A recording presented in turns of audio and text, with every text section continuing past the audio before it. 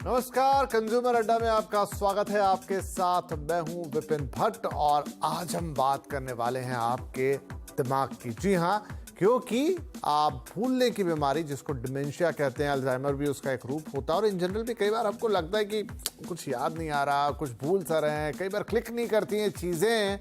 तो क्या कुछ ऐसा हो सकता है जिससे इस तरह के लक्षण बीमारी में बढ़ने से पहले या बीमारी बनने से पहले हम रोक सकें? तो आज हम एक खास डाइट की बात करेंगे और हम उसे कह रहे हैं कि जो वो डाइट वाली, मेमोरी वाली जो डाइट है वो हम आपको बताएंगे, क्योंकि भूलने की बीमारी और मेमोरी डाइट वाली, यही आज का हमारा लक्ष्य। और ये खबर आ रही है WHO से। तो जरा पहले आपको बताते हैं कि WHO ने क्या कहा है और वो किस डाइट को सजेस्ट कर रहे हैं, फिर अपने एक्सपर्ट से बात करेंगे।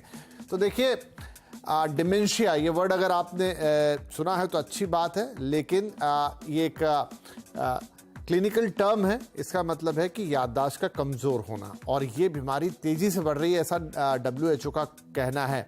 बढ़ती उम्र के साथ ये स्थिति काफ़ी खतरनाक होती है, लेकिन WHO की रिपोर्ट कहती है कि इन दिनों जो ये बीमारी है ना, वो यंग लोगों में भी काफ़ी आ रही है। डिमेंशिया को लेकर WHO वक्त वक्त पर अपनी रिपोर्ट्स देता रहता है, अपने नंबर्स देता रहता है। दुनिया भर में इस समय 5.5 करोड़ लोगों में डिमेंशिया की बीमारी है। और देखिए, ये नंबर यहाँ आपको लगेगा कि पूरी दुनिया में सिर्फ 5.5 करोड़, नंबर तो छोटा है, लेकिन ये वो है जहाँ डिक्लेयर्ड है। बहुत सारे लोगों को तो जैसे डायबिटीज़, BP होता है, वैसे पता नहीं होता, वैसे ही डिमेंशिया का भी जो पता लगना कि हाँ सच में आपको डिमेंशिया हो गया है या आपको याददाश्त की कमज़ोरी हो गई है, वो बहुत सारे लोगों को तो पता ही नहीं लगता, इसलिए नंबर रिकॉर्ड्स पे नहीं आते हैं। लेकिन जो अच्छी बात है वो ये है, उम्मीद की किरण, 40% केसेस में सही आहार, अच्छी नींद और व्यायाम से इसे रोकना संभव है। और इसी को WHO कह रहा है माइंड डाइट। अच्छे आहार से मानसिक स्वास्थ्य बेहतर होता है और बाकी चीज़ें, और याददाश्त दुरुस्त रखने के लिए प्रोबायोटिक जो बायोटिक जो डाइट है वो फ़ायदेमंद है। प्रोबायोटिक डाइट क्या होती है इसको हम आगे समझेंगे। तो ये वो सारी चीज़ें हैं जिसकी बात कर रहे हैं। और क्योंकि इस दिनों का जो मॉडर्न लाइफस्टाइल है और जिस तरीके से हम आहार अपना बहुत ज़्यादा ऊपर नीचे हो चुका है, नींद हमारी बहुत आगे पीछे हो चुकी है, तो डिमेंशिया का खतरा काफ़ी ज़्यादा बढ़ जाता है। तो चलिए आप इस पर चर्चा की शुरुआत करते हैं। हमारे साथ इंद्रप्रस्थ अपोलो हॉस्पिटल के neurologist doctor PN Ranjan, psychologist Pragati Surekha और डाइटिशियन न्यूट्रिशनिस्ट सांची नायक। आप सभी का बहुत बहुत स्वागत है। डॉक्टर रंजन, हम आपसे ही शुरुआत करते हैं। याददाश्त की कमजोरी इन जनरल, डिमेंशिया, अल्जाइमर, ये ऐसे शब्द हैं, तो हमें थोड़ा टेक्निकली बताएं कि कब आप कहेंगे कि डिमेंशिया हो गया है या कब आप कहेंगे कि अल्जाइमर हो गया है। नमस्ते जी, मैं डॉक्टर रंजन हूं। पहली बात तो ये है कि डिमेंशिया का डायग्नोसिस पॉजिटिव होना चाहिए। मैं तो एटीट्यूड ये करता हूं कि ये डिमेंशिया है भी कि नहीं, कि ये सूडो डिमेंशिया है। सूडो डिमेंशिया का मतलब होता है अ पर्सन जो डिप्रेस भी हो वो डिमेंशिया की तरह दिखता है। अब डिमेंशिया में ये देखना जरूरी है कि अगर ये डिमेंशिया है, इससे प्रिडोमिनेंटली कौन से एरियाज ऑफ द ब्रेन को अफेक्ट किया है। अल्जाइमर्स डिजीज ये मिसनोमर है, is not equal to dementia. Alzheimer's disease is a type of dementia. Second, we must remember that memory is one part of dementia. उसके साथ orientation, judgement, ये सब भी डिमेंशिया के पार्ट होते हैं। तो एक आपको पेशेंट लगे जो आके बोले मेरे को डिमेंशिया हो रहा है, मेरी मेमोरी डिक्रीज हो रही है, हमारा एटीट्यूड ये होगा ये पता करने के लिए कि ये डिमेंशिया ट्रीटेबल है कि नॉन ट्रीटेबल है। इसके बाद हम आगे चलेंगे टू डिलीनेट कि कौन सा डिमेंशिया का कॉज क्या है। ओके, तो आप ये कह रहे हैं कि पहले तो डिमेंशिया है कि नहीं है, फिर उसके बाद ट्रीटेबल है कि नहीं है। अच्छा डॉक्टर साहब, जो इन जनरल होता है ये तो हम सबके साथ ही होता है और कई बार हो भी जाता है जब हम ठीक से सोए नहीं हो या परेशान हो कि हमें ऐसा लगता है स्लिप ऑफ मेमोरी हो रहा है, हमें कुछ भी याद नहीं आ रहा है। कई बार ये एक आध दिन के लिए होता है, कई बार ये लंबा होता है, लेकिन फिर बाद में सब ठीक हो जाता है। उसे क्या कहेंगे, वो क्यों होता है हमारे साथ? देखिए, एक तो बात ये है कि सबसे आवश्यक चीज ये है डिमेंशिया में कि पेशेंट्स का अटेंशन कंसंट्रेशन होना चाहिए। मैं आपसे बात कर रहा हूं, आपको कुछ कह रहा हूं, आप मेरी बात को सुन नहीं रहे, आप मेरी बात को कंसंट्रेट नहीं कर रहे, वो डिमेंशिया नहीं है, नंबर एक। नंबर दो ये है कि कई लोग ऐसे हैं जो दो काम एट ए टाइम करते हैं, जिनके दो functions of the brain at A time excite होती है। इन लोगों को लगता है जिसकी बात वो सुन नहीं रहे, लगता है कि मेरे को मेमोरी डिस्टर्बेंस हो गई है। सो बेसिकली डिमेंशिया का डायग्नोसिस तभी आएगा जब पेशेंट इज बिल्कुल conscious, alert and he is able to concentrate on what you are asking him. Okay, और तब भी अगर उसे चीजें रिकॉल ना हो तो समझ सकते हैं कि डिमेंशिया है। ठीक है जी, चलिए थोड़ा सा और इसको आगे जाते हैं। तो सुरेखा जी, आप हमें ये बताएं कि जो मैंने डॉक्टर साहब से प्रश्न पूछा कि कई बार हमें लगता है कि हम रिकॉल नहीं कर पा रहे या हमसे बातचीत में हम भूल जाते हैं, नाम याद नहीं आ रहा, नंबर याद नहीं आ रहा, अरे वो क्या देखा था, इस तरह की बातें हम सब करने लगते हैं। तो ये क्या साइकोलॉजिकल प्ले होता है? फिर थोड़े समय बाद बहुत लोगों में ये ठीक भी हो जाता है, लेकिन उनको लगता है क्या मुझे डिमेंशिया तो नहीं हो रहा है, मैं अल्जाइमर की तरफ तो नहीं जा रहा हूं। ऐसा आजकल बहुत सारे लोग कहने सुनने लगते हैं। एक चीज आपने बड़ी अच्छी कही आज कि कई बार हम लोग जो है जिसके बारे में नहीं जानते हैं उससे घबराते हैं। जैसे आजकल क्या है, हर कोई एंजाइटी को लेके एंशियस है, कहीं मुझे एंजाइटी तो नहीं है, कहीं मुझे कुछ हो तो नहीं गया। वैसे ही डिमेंशिया जो पहले जो क्लिनिकल टर्म थी और आप डॉक्टर के चेंबर में या साइकोलॉजिस्ट के पास सुनते थे, आज हर कोई हर टर्मिनोलॉजी को लेकर के घबराने लग गया है। इसका कारण क्या है? सिंपल रीजन ये है कि आजकल हम लोग अपना माइंड उतना यूज नहीं करते हैं। पहले क्या था, हम लोग फोन नंबर्स याद रखते थे, राइट? तो हमें बड़ा कॉन्फिडेंस रहता था कि नहीं हमें सब चीज याद है। लेकिन आजकल हम लोग 10 चीज एक साथ करने का कोशिश करते हैं कि so when the mind different directions में अगर जाता है तो उससे क्या होता है, कोई भी चीज हमारे शॉर्ट टर्म मेमोरी में रजिस्टर नहीं होती है। तो इसीलिए ये जो डर लोगों का होता है, कहीं मुझे डिमेंशिया तो नहीं हो रहा है। अभी डॉक्टर साहब ने बहुत अच्छी एक्सप्लेनेशन दी डिमेंशिया की, तो मैं डिटेल में उसमें नहीं जाऊंगी। लेकिन एवरेज पर्सन सोचिए, आप 20s में 30s में जिसको लगने लग जाता है कि मैं भूल रहा हूँ, कहीं मेरे दिमाग में कोई डिमेंशिया, एल्जाइमर्स या कोई मेंटल हेल्थ रिलेटेड डिजीज तो नहीं आ रही है। इसका मेन कारण है कि हम लोग अपने माइंड का ध्यान नहीं रखते हैं and at the same time उसको ओवरवर्क करते हैं। तो मैं चाहूंगी आप अपने मोबाइल के बारे में सोचिए। हम लोग मोबाइल यूज करते हैं बट हम लोग हर रोज उसे चार्ज करते हैं, और जिनका यूजेज ज्यादा होता है तो हम लोग पावर बैंक रखते हैं, बैटरी रखते हैं, तो हमें कॉन्फिडेंस रहता है कि हमारी फोन चलेगी। बट माइंड को ठीक रखने के लिए हम लोग कुछ ऐसा करते नहीं है। तो मेंटल एक्सरसाइजेस जो हमारी माइंड को एजाइल और फिट रखे वो बहुत जरूरी है, जिससे कि जिसके कारण अगर हम लोग करेंगे तो हमें ये नहीं लगेगा कि डिमेंशिया या कोई भी चीज का हमें डर नहीं होगा। ठीक है, तो अब WHO की रिपोर्ट कहती है कि भाई इसके लिए आपको माइंड डाइट चाहिए, और ये डाइट सिर्फ खाने पीने से संबंधित नहीं है। उसमें वो नींद का जिक्र करते हैं, उसमें वो एक्सरसाइज का जिक्र करते हैं, लेकिन ऑफ कोर्स खाने का भी करते हैं। तो क्या सही डाइट है सांची जी, वो हम आपसे बाद में पूछेंगे, लेकिन हम आपसे पहले ये पूछना चाहेंगे कि क्या कुछ ऐसी भी खान पान की चीजें होती हैं, या इन दिनों जो बहुत थोड़ा एडल्ट्रेट सा खाना हमें मिलने लगा है, बहुत ज्यादा फ्रोजन हम खाने लग गए हैं, या बहुत ज्यादा जिसमें प्रिजर्वेटिव्स होते हैं, ऐसी चीजें जो हम खाने लग गए, क्या ये भी डायरेक्टली और इनडायरेक्टली आपकी याददाश्त पर कोई इम्पैक्ट डालती है? क्या कोई ऐसी स्टडी, क्या कोई ऐसी चीज है जो कहीं आपने पढ़ी, देखी, सुनी? एब्सोल्युटली विपिन जी, आपने बिल्कुल बैंग ऑन सवाल पूछा है, क्योंकि प्रोसेस्ड फूड, प्रिजर्वेटिव जिसमें यूज करते हैं, प्रोसेस्ड फूड होता है, जंक फूड होता है, या हाई शुगर बेवरेजेस होते हैं, ये सारे जो फूड है डायरेक्टली जो है हमारे ब्रेन हेल्थ को इफेक्ट करता है। क्योंकि ये सब खाने से जो बॉडी में जो अनहेल्दी होने की वजह से इन्फ्लेमेशन बढ़ता है बॉडी में। और सबसे ज्यादा सबसे इम्पोर्टेंट पॉइंट है, इन्फ्लेमेशन जितनी ज्यादा हाई होती है उतने ज्यादा ब्रेन के इश्यूज होते हैं। इन्फ्लेमेशन की वजह से आपके गट में भी इशू होते हैं, आपके डाइजेस्टिव सिस्टम में भी इशू होते हैं।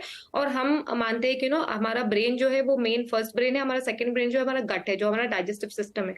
अगर आप डाइजेस्टिव सिस्टम को भी में ठीक नहीं रखोगे तो वो इन्फ्लेमेटरी फूड जो आप खाते हो, और एंटी इन्फ्लेमेटरी बिल्कुल हम खाते नहीं है, जैसे ग्रीन सब्जियां ज्यादा होना, हर्ब्स ज्यादा पीना, या ग्रीन टीज वगैरह या दूसरे हर्बल टीज वगैरह पीना, वो सब नहीं पीते, तो वो हम स्ट्रेस बॉडी में इन्फ्लेमेटरी स्ट्रेस जो है बॉडी में बढ़ाते जाते और सबसे मेन कॉज है एनी मेंटल इश्यू का, स्पेशली डिमेंशिया का, इन्फ्लेमेशन है बॉडी में। और वो इन्फ्लेमेशन सारे आपके जंक फूड से, आपके प्रोसेस फूड से, प्रिजर्वेटिव में सारे हाई शुगर और आपके अनहेल्दी ऑयल्स और आपके अनहेल्दी शुगर्स यूज किए जाते हैं, तो उसके वजह से डेफिनेटली आपको मेंटल हेल्थ का इश्यू होता है। That is a main cause actually. तो देखिए खाने से कितना सीधा संबंध जुड़ा हुआ है इस चीज का।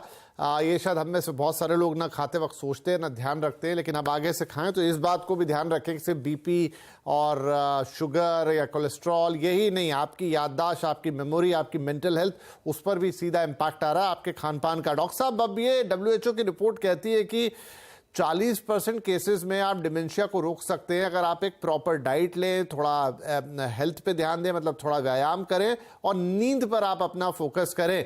तो जैसा आप थोड़ी देर पहले कह रहे थे कि कुछ तो ट्रीटेबल डिमेंशिया है, कुछ नॉन ट्रीटेबल है, लेकिन WHO कह रहा है ये प्रिवेंटेबल भी हैं। क्या कहेंगे आप इस पे कि क्या वो जो चीज बता रहे हैं उससे आप डिमेंशिया को प्रिवेंट कर सकते हैं? आपने जैसे बड़ा अच्छा क्वेश्चन पूछा। यूजुअली पेशेंट्स ऑफ 65-70 हमसे न्यूरोलॉजिस्ट से आकर यही पूछते हैं क्या डॉक्टर साहब हम डिमेंशिया को प्रिवेंट कर सकते हैं या डिमेंशिया को रोक सकते हैं? तो मेरा तो आंसर उनको बड़ा स्ट्रेट फॉरवर्ड होता है। डिमेंशिया को रोकने के लिए या डिमेंशिया को प्रिवेंट करने के लिए 5 चीजें आवश्यक हैं। अभी बड़ा अच्छा उन्होंने मेंशन किया अबाउट डाइट। उसके साथ एक चीज और मैं मेंशन करना चाहूंगा, इज एंटीऑक्सीडेंट्स। ये कहा गया है कि antioxidants are produced in the body, और हमारी बॉडी को इतना ऑक्सीडेटिव स्ट्रेस होता है that we require antioxidants from outside. And as rightly said by the previous speaker, that inflammation is a very important fact. Inflammation बहुत important है। तो आपके बॉडी को आपको ऑक्सीडेटिव स्ट्रेस कम करना है। आप ऑक्सीडेटिव स्ट्रेस कैसे कम कर सकते हैं? आप ऑक्सीडेटिव स्ट्रेस डाइट से कम कर सकते हैं, और आप दवाइयां ले सकती हैं जो ऑक्सीडेटिव स्ट्रेस को कम करेगा। नंबर 1। नंबर 2, मेरी सेकेंड एडवाइस होती है कि अपने आप को फिजिकली और मेंटली एक्टिव रखें। नंबर 3, अपने आप को जरूर कुछ पढ़ते रहें, अपने ब्रेन को रेगुलर एक्सरसाइज करते रहें, which means reading, whatever you do, are you fond of reading, watching television, whatever it is, to keep your brain active. Number 5, physical exercise. And number 6, most importantly, avoid any sort of infections or anything which can increase the inflammation in the brain. जी बिल्कुल। तो इन सब चीज़ों का, और ये जो आपने खास तौर पे पढ़ने वाली बात की, हालांकि जो WHO कह रहा है उसमें उन्होंने कहा कि डाइट, एक्सरसाइज और आपका नींद। तो यहाँ पर वो पढ़ने वाली चीज़ और नींद को मैं मैम आपके पास लेके आता हूँ। सुरेखा जी, नींद पे भी बताइएगा, साथ में ये भी जो सर ने अभी कहा कि थोड़ा पढ़ना, मतलब जब आप पढ़ते हैं तो चीज़ें आपको याद रहती हैं, तो एक तरीके से आपका वो जो मेमोरी वाला एक्सरसाइज है वो ऑटोमेटिक होता है। क्या ये सही है कि आप थोड़ा रेगुलर कुछ भी पढ़ें, जो आपकी मर्जी हो पढ़ें, लेकिन उससे आपकी मेमोरी की एक्सरसाइज होती है? एब्सोल्युटली। और नींद जो है बहुत ज़रूरी है। कोई भी चीज़ रिस्टोर करने के लिए या वापस उसे ठीक करने के लिए उसको रेस्ट बहुत ज़रूरी है। एटलीस्ट 7 आवर्स नींद बहुत ज़रूरी है। कई लोग जो काफ़ी मेडिटेशन करते हैं वो कहते हैं 4 से 6 घंटा भी काफ़ी होगा, but scientifically 6 to 8 hours adults के लिए बहुत ज़रूरी है, और बच्चों के लिए उससे थोड़ा ज़्यादा ही। आजकल स्लीप एक ऐसी चीज है जो एकदम प्रेशियस कमोडिटी हो गई है। हर कोई इतना बिजी है कि उसे सोने का टाइम नहीं मिलता है। लगता है कि किसी को टीवी देखना है, गैदरिंग्स है, वर्क प्रेशर रहता है, बच्चों को स्टडीज का प्रेशर रहता है, तो हमें ये लगता है कि सोने की क्या जरूरत है, अरे थोड़ा सा क्वालिटी स्लीप कर ले, क्वांटिटी की कोई जरूरत नहीं है। मैं इस पे डिबेट नहीं करूंगी, बस जैसे आपने वर्ल्ड हेल्थ ऑर्गेनाइजेशन के बारे में कहा, सर्टन बेसिक पैरामीटर्स स्लीप के लिए भी रखना माइंड में बहुत ज़रूरी है। सो 6 to 8 hours of sleep recommended है, उतना आप ज़रूर करिए। उससे क्या होता है, आपका ब्रेन शांत हो जाता है। स्लीप में भी 3 लेवल्स होते हैं, रेम स्लीप होता है, नॉन रेम स्लीप होता है, स्लीप की साइकिल होती है। तो अगर सारे साइकिल्स अच्छे से नहीं चलते हैं मल्टीपल टाइम्स रात में, बॉडी रेस्टेड नहीं फील करती है। जो लोग very high level of yogis रहते हैं या स्पिरिचुअल बीइंग्स रहते हैं, उनके साथ क्या होता है, वो लोग काफ़ी मेडिटेशन और ऐसे एक्सरसाइजेस करते हैं जिसके कारण उन थोड़ा कम स्लीप में उनका काम हो जाता है। बट रेगुलर लोग जिनका ब्रेन फ्राइड होता है या 10 डायरेक्शंस में भागता है, अगर वो अच्छे से नहीं सोते हैं तो मेंटल हेल्थ को ठीक रखने में बहुत दिक्कत होती है। एट द सेम टाइम आपने एक और चीज हमसे पूछा था कि रीडिंग क्या हेल्प करेगी। Absolutely, regular reading. लेकिन रीडिंग के साथ एक और एक्टिविटी जो मैं रेकमेंड करती हूँ, पजल्स। जैसे रोज आपके न्यूज़पेपर में सुडोकू आता है, वर्ड पजल्स आता है, आप वो सब करें तो आपकी ब्रेन एजाइल रहती है। कुछ अगर आप रोज लिखें तो आपकी न्यूरल सर्किटरी भी ठीक रहती है। लिखने से क्या होता है, माइंड बॉडी कोऑर्डिनेशन बहुत ठीक रहता है। तो रेगुलर जर्नलिंग भी अगर आप करें, आज क्या चीज अच्छा हुआ, क्या नहीं हुआ, क्या चीज मुझे बॉदर कर रहा है, क्या चीज मुझे ठीक करना है, तो उससे क्या है ना, माइंड में ओवरलोड नहीं होता है। सो डेफिनेटली मेंटल हेल्थ ठीक रखने के लिए स्लीप असेंशियल है। एट द सेम टाइम आपको माइंड जिम जैसे करते हैं, एक्सरसाइजेस करना, मेंटल एक्सरसाइजेस बहुत ज़रूरी है। जी चलिए, तो ये वो कुछ चीज़ें हैं जिनका आपको ध्यान रखना है। डेफिनेटली नींद हम सबकी इन दिनों काफ़ी ख़राब है, तो उस पर तो वाकई फोकस करना है। हम कई सारे शोज़ में कहते हैं, और छोटी छोटी बातें अगर आप पढ़ेंगे, लिखेंगे, याद करेंगे, जैसे मैम कह रही कुछ सुडोको जैसी एक्सरसाइज कर ली, वो भी आपको मदद करेगी इस तरह की चीज़ों से बचने के लिए। तो एक छोटा ब्रेक लेते हैं, ब्रेक के बाद थोड़ा डाइट के हिस्से को और फोकस करेंगे। WHO कह रहा है प्रोबायोटिक डाइट की तरफ फोकस कीजिए। तो क्या है ये प्रोबायोटिक डाइट, इसके फायदे क्या हैं, कौन सी चीज़ें इसमें शामिल है, ये सारी बातचीत, और साथ में आप अपनी मेमोरी के लिए, आप अपनी अच्छी याददाश्त के लिए और क्या कर सकते हैं, अपने एक्सपर्ट से जानेंगे छोटे से ब्रेक के बाद। भूलने की बीमारी, डाइट मेमोरी वाली हम बात करें WHO के उन रिपोर्ट्स के बारे में जो वो कहते हैं कि आप एक अच्छी नींद लेके, अच्छा खाना खा के और एक कुछ अच्छी एक्सरसाइज करके डिमेंशिया जैसी चीज़ों को दूर रख सकते हैं। जो याददाश्त कमज़ोर होने की बीमारी है उसको दूर रख सकते हैं, और ये काफ़ी तेज़ी से बढ़ रही है, ऐसा भी उन्होंने कहा। राइट, अब वक्त है कि उन्होंने कहा प्रोबायोटिक डाइट का इस्तेमाल करें। तो सांची जी, आप थोड़ा हमें बताएं कि प्रोबायोटिक डाइट क्या है और क्या ये चीज़ें घर में आसानी से उपलब्ध हैं, और आप अगर मेमोरी के पॉइंट ऑफ व्यू से इसे देखें तो कैसे कंज्यूम करना है। प्रोबायोटिक इजीली हमारे घर पे अवेलेबल होता है। इनफैक्ट सबके घर पे होता है। योगर्ट, जो दही, और आपका जो बटर मिल्क है, सबसे बड़ा प्रोबायोटिक है जो कॉमनली हर घर में यूज किया जाता है। तो बट उसको आप कॉन्शियसली खाएंगे। दही और आपका बटर मिल्क जो है रोज आपके डाइट में होना चाहिए। इसके अलावा फर्मेंटेड फूड्स, विपिन जी, फर्मेंटेड फूड्स मतलब हम अचार खाते थे पहले के दिनों में, आजकल के अचार बहुत मसालेदार होते हैं, बहुत ऑयल्स होते हैं, बहुत अनहेल्दी किया जाता है, उसको प्रिजर्वेटिव होता है, और आजकल घर पे कोई अचार नहीं बनाता है, सब लोग बाहर से खरीदते हैं, किसी के पास टाइम नहीं है अचार बनाने का।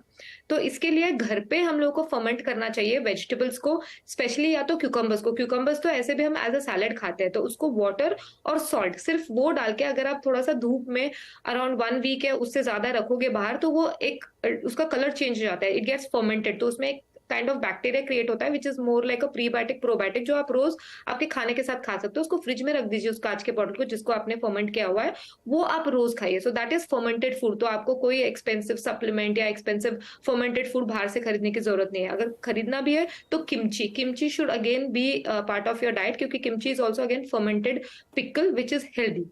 उसके अलावा जो है आपके नट्स हो गया, आपके सीड्स हो गया, अनियन जो है वो that is also a prebiotic. Garlic consume करना, जैसे सुबह सुबह उठ के गार्लिक खाना ऐसे भी अच्छा है आपके हेल्थ के लिए, हाइपरटेंशन के लिए and all that, but that also acts as a prebiotic.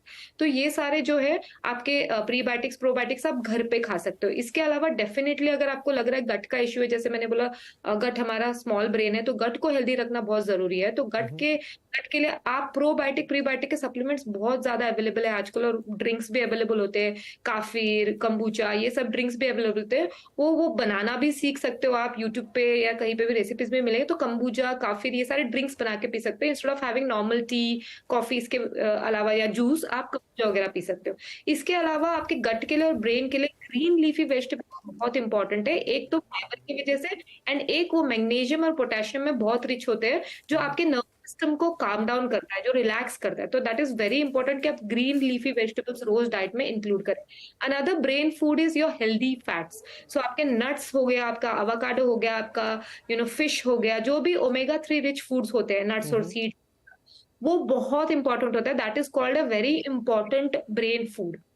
Green tea हो गया, जैसे डॉक्टर साहब ने मेंशन किया कि ऑक्सीडेटिव स्ट्रेस, एंटीऑक्सीडेंट्स हाई लेना चाहिए आपको, तो ग्रीन टी एक हो गया, ऑलिव ऑयल हो गया आपका। उसके अलावा जो आपके सारे डार्क वेजिटेबल्स है, डार्क फ्रूट्स है, उसमें सब में एंटीऑक्सीडेंट्स हाई होते हैं। जैसे आपके बेरीज हो गया, कोई भी डार्क फ्रूट हो गया, उसमें तो उसको लेना चाहिए। तो आपका ऑक्सीडेटिव स्ट्रेस थोड़ा सा कम होगा बॉडी से, आपका फ्लश आउट होगा। जी बढ़िया। ये सारी चीजें, इसमें से बहुत सारी चीजें तो हम खाते भी हैं, लेकिन अगर आप उन्हें थोड़ा रेगुलर लें और जैसे साची जी ने बताया उस अंदाज में लें, तो ये आपके दिमाग के लिए बहुत अच्छी होंगी, आपकी मेमोरी के लिए अच्छी होंगी। सो डॉक्टर साहब, अब ये सवाल की देखिए, डिमेंशिया से कैसे बचना है, मेमोरी लॉस से कैसे बचना है, उस पर बहुत बात हुई, लेकिन क्या मैं आपसे पूछूं कि मेमोरी को बढ़िया बनाना है, स्ट्रांग बनाना है, शार्प करना है, एकदम मतलब फोटो वाली फोटोजेनिक मेमोरी हो जाए, उसके लिए कोई उपाय है क्या? कुछ कर सकते हैं? दर्शक जानना चाहेंगे। तो डिमेंशिया से तो अपने आप बच जाएंगे फिर। मेरे ख्याल से तो बहुत कुछ कर सकती है जी। WHO ने बड़ी एप्टली मेंटल हेल्थ को किया है। It's a mental, physical, social wellbeing of a person. तो अगर आप चाहते हो कि आप मेंटली बिल्कुल ठीक हो, आपको डिमेंशिया ना हो, आप डिमेंशिया प्रिवेंट कर सकें, you should have mental, physical, social wellbeing, जो अभी तक हम ये डिस्कस करते रहे हैं। तो डेफिनेटली आई वुड वेहेमेंटली से कि आप डिमेंशिया को रोक सकते हैं विद योर ओन एफर्ट्स। अब मैं आपको फ्रैंकली ये भी बता दूं कि अभी तक जो भी दवाइयां हमारे पास अवेलेबल हैं, उनका बड़ा ही मिनिमम रोल है। वो डिमेंशिया को रोक सकती है, डिमेंशिया को रिवर्ट नहीं कर सकती। So what you need to really do is prevention. जी बहुत बढ़िया। तो एट लास्ट सुरेखा, कोई ऐसी तकनीक जिससे हमारी मेमोरी मतलब एकदम धारदार हो? देखिए, इंग्लिश में एक बहुत फेमस सेइंग है, a rolling stone does not gather moss. इसका मतलब है कि जो पत्थर रोल डाउन करता है, स्टैग्नेंट नहीं रहता है, उसमें कभी भी काई नहीं जमती है। तो डिमेंशिया क्या है? अगर आप ब्रेन का स्कैन देखेंगे, उसमें क्या है, पार्ट्स ऑफ द ब्रेन जो है कैल्सिफाई हो जाता है, मतलब अट्रोपी हो जाता है, काम करना बंद कर देता है। इसीलिए हमें कई चीजें याद नहीं रहती हैं। तो अगर आप वैसे देखो, अगर आप ये प्रोवर्ब लो, तो बड़ा ही सिंपल तरीका है कि जितना आप अपने माइंड को यूज करोगे रेगुलरली, उतना ही आपका माइंड एजाइल और एक्टिव रहेगा। तो जैसे आजकल क्या है, हम लोग कैलकुलेटर यूज करते हैं। पहले क्या करते थे, वो बगल में बनिया की दुकान रहती थी, फटाफट आप देखते थे ना, क्या फटाफट वो कैलकुलेट कर लेते थे, 10 रुपए का ये, 12 रुपए का वो, ये खट खट खट खट, ब्रेन बहुत चलता था। हम लोग भी काफी कुछ मेंटली कैलकुलेट करते थे, लेकिन आजकल कैलकुलेटर निकालते हैं। तो ब्रेन के जो नॉर्मल फंक्शंस होते हैं, analytical functions, logical functions, mathematical functions, हमने एकदम बंद कर दिया है। तो अगर आप चाहते हैं आपकी मेमोरी अच्छी हो जाए, तो जो आपके रेगुलर यूज के फोन नंबर्स है, सबसे पहले आप कोशिश करिए कि उनको आप हर बार डायल करो। आप केवल उनका कांटेक्ट का नाम मत प्रेस करिए कि जिससे कि फटफट चले जाए, आप याद करके करिए। तो 8-10 नंबर क्या है, आपका ब्रेन हमेशा वर्क करेगा। सेकेंडली क्या जरूरी है जी, ठीक है। और मुझे लग रहा है थोड़ा सा, जी मेरा समय बिल्कुल समाप्त हो गया है यहाँ पर, इसलिए मैं आपको रोक रहा हूँ, लेकिन हमने आपकी बात पकड़ ली कि आप अपने माइंड को एक्टिव रखें और एक्टिव भी उस तरीके से रखें जहां थोड़ी माइंड को मेहनत करनी पड़े। सिर्फ दिन भर रील्स देखने और सोशल मीडिया पे स्क्रॉल करने से बात नहीं चलेगी। वहां आपका दिमाग सिर्फ एंटरटेन होता है, उसकी एक्सरसाइज नहीं होती। खान पान में क्या करना है, स्वास्थ्य एक्सरसाइजेज में क्या करना है, वो भी सारी बातें हो गई। तो आपकी मेमोरी के लिए और डिमेंशिया जैसी या मेमोरी लॉस जैसी चीज़ों से बचने के लिए आपको क्या करना है पता है। हाँ, सोना भी अच्छा कर लीजिए, क्योंकि वो बहुत लोगों का इन दिनों कंप्रोमाइज़ हो जाता है, पता भी नहीं चलता, और फिर आप ऐसी चीज़ों से दूर रहेंगे। बहुत शुक्रिया हमारे तीनों ही मेहमानों का आज इस टॉपिक पर हमसे बातचीत करने के लिए। नमस्कार।